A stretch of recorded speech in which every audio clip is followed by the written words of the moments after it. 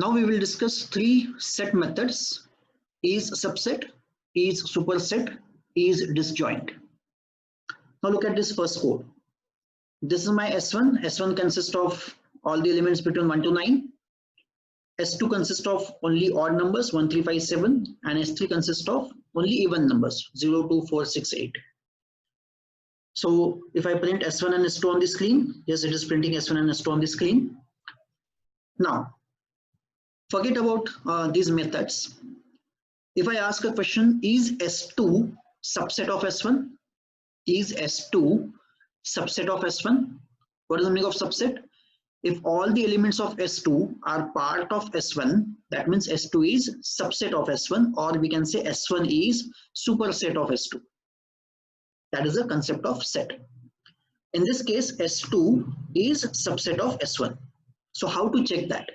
So for that purpose, we have a method is subset. So if I say S2 dot is subset into bracket S1, how to read this? Is S2 a subset of S1? Is S2 a subset of S1? Answer is yes. S2 is subset of S1. 1, 3, 5, 7 are part of S1. So answer is true. You can look at the output. Answer is true. I'm asking another question. Is S3 a subset of S1? Is S3 a subset of S1? S3 dot is subset into bracket S1. Look at S3 contents 0, 2, 4, 6, 8. And look at S1. We have 2, 4, 6 set in S1, but 0 is not there. So all elements of S3 are not part of S1. So I can say S3 is not subset of S1. S3 is not a subset of S1. So answer is false. So this is how you can use is subset to check whether a set is a subset of any other set. Now look at the second code. Similar to is subset, we have is superset method. So I'm taking the same sets S1, S2 and S3 with all the values. Now if I say S1 dot is superset into bracket S2, how to read this? Is S1 a superset of S2? Is S1, is this S1 a superset of S2? So I'm asking a question to interpreter. Do S1 contains all the elements of S2? Answer is yes. S1 contains all the elements of S2. 1 is there, 3 is there, 5 is there, 7 is there. Answer is true. So output is true. Then I'm asking a question to interpreter. S1 dot is superset into bracket S3.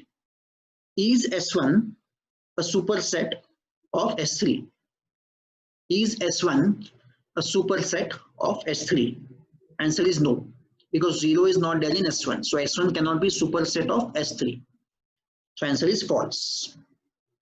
So likewise, you can use is subset and is superset methods to see whether a set is a subset or superset of another set. Similar to that, now look at this third code. We have another method, is disjoint. So I'm declaring three sets, S1, S2, S3 with same values. S1 contains 1 to 9, S2 contains 1, 3, 5, 7, and S3 contains 0 to 4, 6, 8. So if I say S2 dot is disjoint S3,